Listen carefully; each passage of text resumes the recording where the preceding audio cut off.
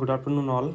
मैं आपका मेंटर संजय। तो आज हम स्टार्ट करने वाले हैं अभी बायोलॉजी का जो जीव विज्ञान का आपका पेपर हुआ है 8 तारीख को, उसका एनालिसिस है ना। ये एमपी बोर्ड वालों का पेपर है, तो कृपया करके इसको ध्यान से देख लीजिए। और इसके जितने भी हमने आंसर बताए वो सब सही है ना, पूरे ठीक है।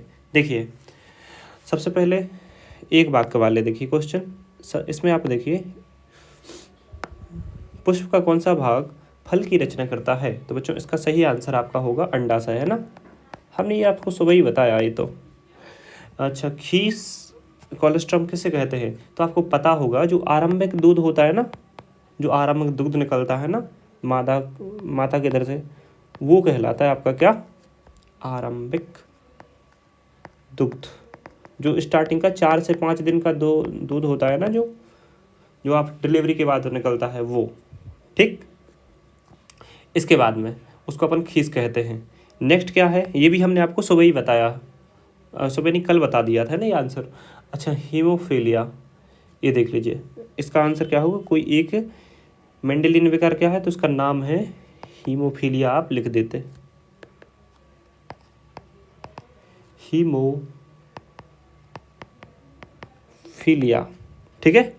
प्रतिबंध बंधन एंजाइम क्या है। देखो प्रतिबंधन एंजाइम एक ऐसा एंजाइम होता है जो डीएनए को के बराबर बराबर सेक्ट में काट देता है ना, कि मतलब कि जितना अपन को काटना है डीएनए उतना अपन कट करके उसका रिकम्बिनेंट कर देते हैं। तो इसे आप लिख सकते थे इसमें क्या, कि डीएनए को विशेष रूप से काटने का एक एंजाइम, विशेष रूप से काटने वाला एंजाइम, ठीक है, पूरा लिखा एंजाइम। अच्छा, इसके आंसर आप सोच रहे होंगे कि ये गलत है, नहीं है, तो ऐसा कुछ नहीं है। हो सकता है थोड़ा सा आपने जमा के लिखा है, लेकिन आंसर यही है इसके। संसार में कुल कितने जैव विविधता हॉटस्पॉट हैं बच्चों, तो इसका आंसर है 36 ही हैं, ठीक। चलो, तो आपके ये हो गए। अब हम चलते हैं सही विकल्प की ओर। तो बच्चों जल्दी से आप देख लीजिए, प्राथमिक उपभोक्ता ये सुबह बताया था हमने, ठीक है। तो ये शाकाहारी, अगर आपने पेड़ पौधा पादप वाला सुना होगा तो आप उधर से ये दिमाग लगा के कर लेते। नेक्स्ट देखो, प्रथम प्रतिजैविक किस सूक्ष्म जीव द्वारा प्राप्त हुआ। पेनिसिलिन हम कहे कहे सुबह थक गए, है ना। और आपका यही क्वेश्चन आपका पेपर में आ चुका है, पेनिसिलिन। नेक्स्ट देखो, किशोरावस्था तो आप जानते हो भैया, स्टार्टिंग में तो ये बच्चे होते हैं आपके, फिर ये किशोरावस्था आती है 12 से 18 साल, है ना, फिर ये युवावस्था आती है, और फिर ये वृद्धावस्था उसके बाद चलती है अपनी।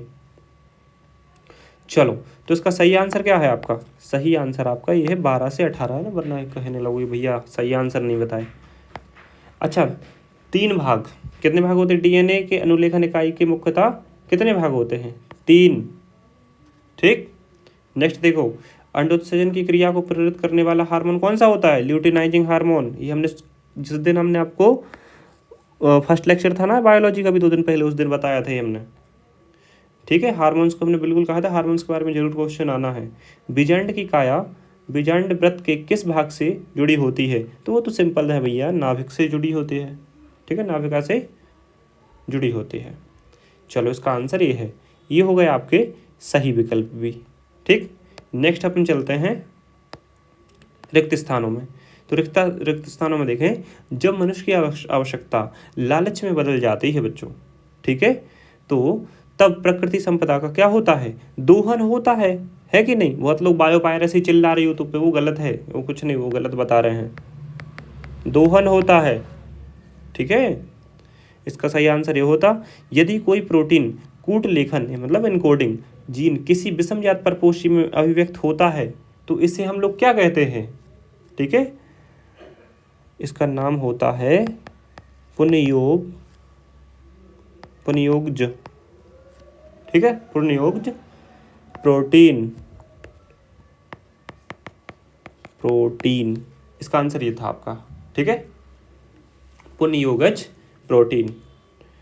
नेक्स्ट इसमें देखो, डीएनए एक क्या है, ऋणावेशित होता है, ये तो आपने जानते ही होंगे। अगर कोई नहीं जानता है तो अब फिर क्या यूज कर सकते हैं ना उसको, क्योंकि फॉस्फो ग्रुप होता है, हमने जब सिखाया था तो फॉस्फेट होता है, वो फॉस्फेट ग्रुप क्या कर देता है आपका, माइनस का बना देता है ना, ऋणावेशित अणु है। नेक्स्ट देखिए, साइक्लोस्पोरिन ए का उत्पादन डैश नामक कवक से किया जाता है। तो बच्चों इसका आंसर क्या होगा आपका, उस कवक का नाम है आपका ट्राइकोडर्मा कोली नामक कवक से किया जाता है। ठीक है। अपरास्तनी भेड़िया तथा तस्मानिया वुल्फ डैश के समान दिखते हैं। इसका नाम तो मार्सपियल्स था। आप कंगारू भी लिख सकते थे, है ना। किसी ने कंगारू लिखा है तो वो भी सही है, और किसी ने मार्सपियल्स लिखा है तो वो भी सही है।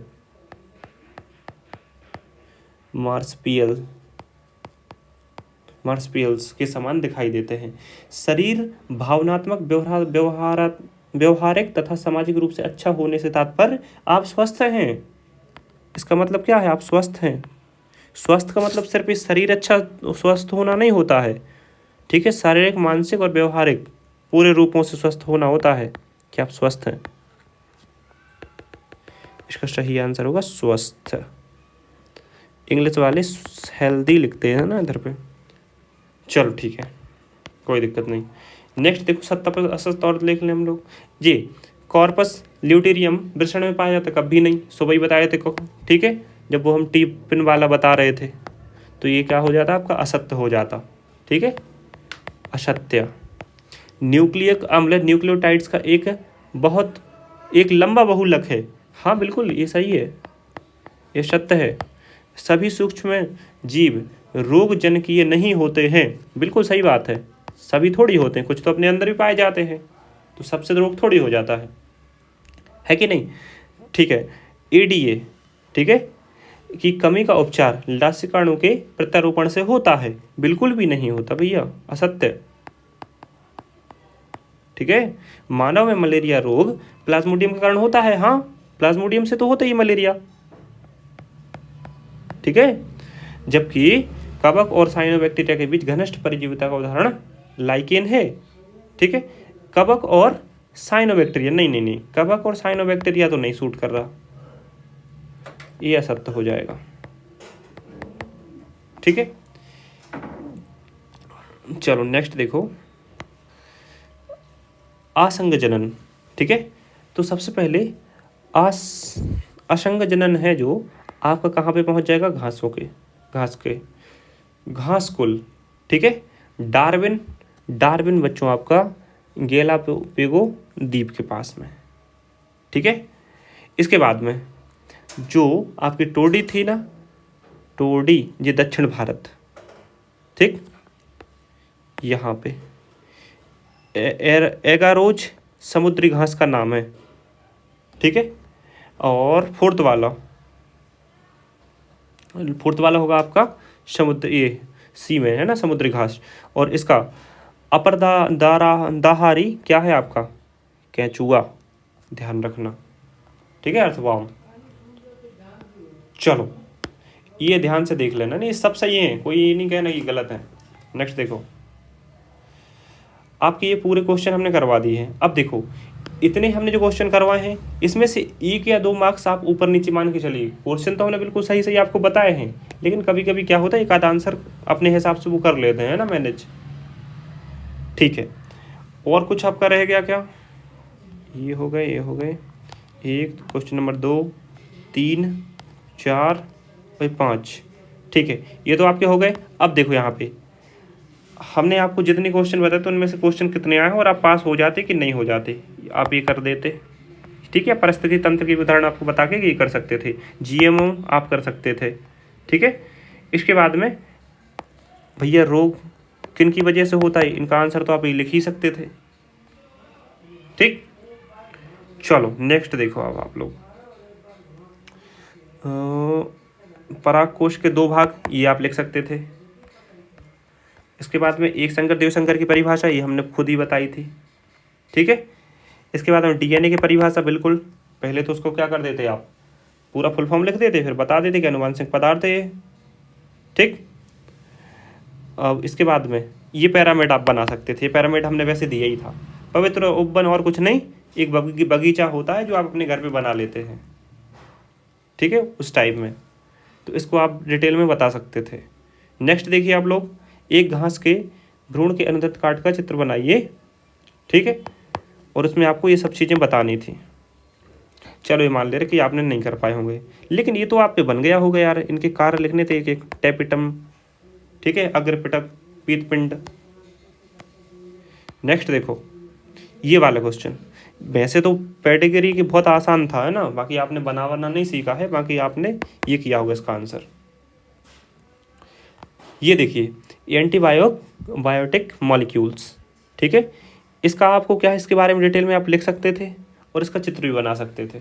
कोई बहुत ज़्यादा वो कठिन नहीं था इसका चित्र बनाना, सिर्फ आपको ये बताना था किस प्रकार से एंटीबॉडीज है ना दर्शा देते अगर कि किस प्रकार से लड़ रही हैं ना बाहर वाले जो एंटीजेंस हैं, तो बिल्कुल हो सकता था ये। ठीक, अब अगर आप क्वेश्चंस डायरेक्टली कहें जो हमने आपको दिए थे और आपने पढ़े होंगे और आए हैं, वो देखो अंडजनन और शुक्रजनन, ये डायरेक्ट क्वेश्चन आ गया, ये हमने डायरेक्टली ये करवाया था, ये भी आपको डायरेक्ट आ गया, ठीक है। कैंसर वाला डायरेक्ट क्वेश्चन आ गया। तो भैया 4-4 मार्क्स के तो ये क्वेश्चन नहीं छोटे जो हमने बताए हैं, इवन हमने करवाए तक हैं ये, ठीक। तो टोटल आपके कितने क्वेश्चन, 4 दूनी 8 और एक ये क्वेश्चन, और साथ में हाँ ये वाला क्वेश्चन आप खुद लिख सकते थे, ये बिल्कुल ठीक है। बाकी हम एक आध दो क्वेश्चन ऐसे मान के चल रहे कि वो कॉन्सेप्चुअल बेस आए थे, बाकी इतने तो आप बहुत आराम से कर सकते थे, इतने बार पास हो जाते आप, ठीक। चलो ठीक है, बाकी आप केमिस्ट्री में हमने टोटल 7 लेक्चर का बना रहे हैं ना, पूरा आपका जितना भी सिलेबस है ना केमिस्ट्री वाला हम पूरा वहाँ पे कवर करवा देंगे 7 लेक्चर के अंदर। तो आप लोग वो 7 लेक्चर को कर लेना डिटेल में। आज हम आपको 2-2 मार्क्स के डाल देंगे पूरे क्वेश्चन, कल 3-3 मार्क्स के और 4-4 मार्क्स दोनों के, और परसों से हम आपको पढ़ाना चालू कर देंगे, ठीक है। तो ध्यान रखना, आप इतना पढ़ लीजिएगा, केमिस्ट्री में बहुत आराम से हो जाएगा, क्योंकि एक पेपर कठिन आता है तो आपका वो आ चुका है, ठीक। बाकी अपन मिलते हैं नेक्स्ट लेक्चर में। Thank you very much. Please like share and subscribe the Parth classes. We will meet in the next lecture. Thank you very much.